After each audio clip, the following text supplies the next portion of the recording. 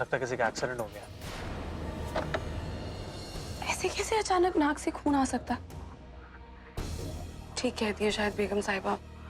बाबा जी नहीं चाहते कि मैं आहिल के साथ दरगाह जाऊं। बाबा नहीं चाहते कि बेगम साहिबा खुद नहीं चाहती। ऐसे कैसे दोनों मेरी तरफ घूर के देख रहे हो?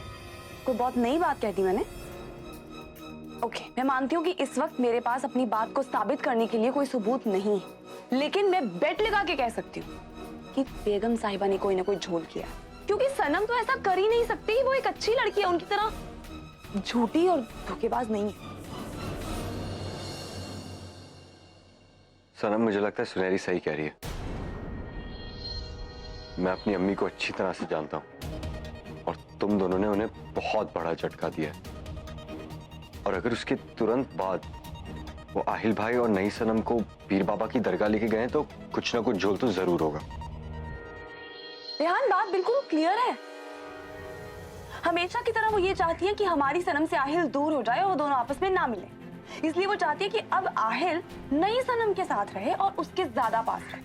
लेकिन उन्हें ये नहीं पता कि जो नई सनम है कभी भी उनका साथ नहीं देगी, क्योंकि वो उनकी तरह चालाक और धोखेबाज नहीं है। आई बिलीव वो एक अच्छी लड़की है। आहिल जी की बीवी होने के नाते मैं नहीं चाहती कि तुम मेरे शौहर के कमरे में जाओ।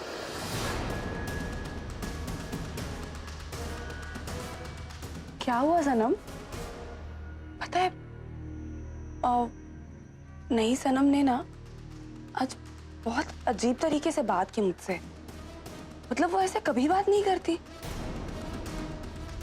कुछ है ऐसा जो मुझे खटक रहा है। कहीं बेगम साहिबा ने उसे भी अपनी चिकनी चुपड़ी बातों में तो नहीं लगा लिया? जरूरी ये नहीं है कि अम्मी क्या करेंगे, जरूरी ये है कि हम क्या करेंगे। क्योंकि अम्मी को रोकने का सिर्फ एक ही तरीका है, आहिल भाई की नजरों के सामने उन्हें गलत साबित करना होगा।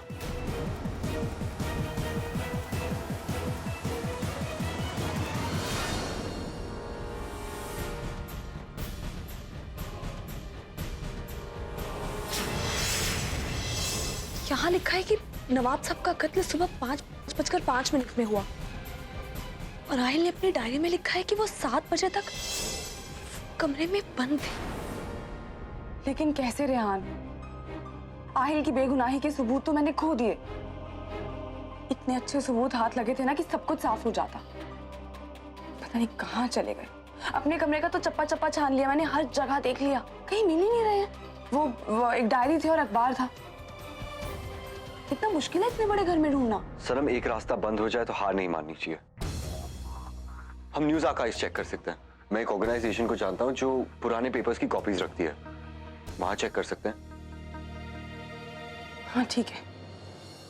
और सहर, जब मैं और रेहान वो ढूंढ रहे होंगे ना, तुम वो खाला खालों पे नजर रखना, क्योंकि उन दोनों को तो जरा सी भी भनक नहीं लगनी चाहिए कि हम क्या कर रहे हैं और क्या हो रहा है। तो मैं उस ऑर्गेनाइजेशन का नंबर लेके आता हूँ। ओके।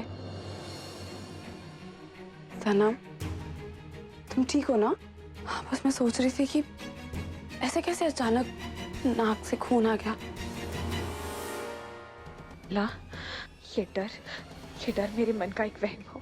अल्लाह, मेरे आहिल को सही सलामत मेरे पास वापस पहुंचा दीजिए।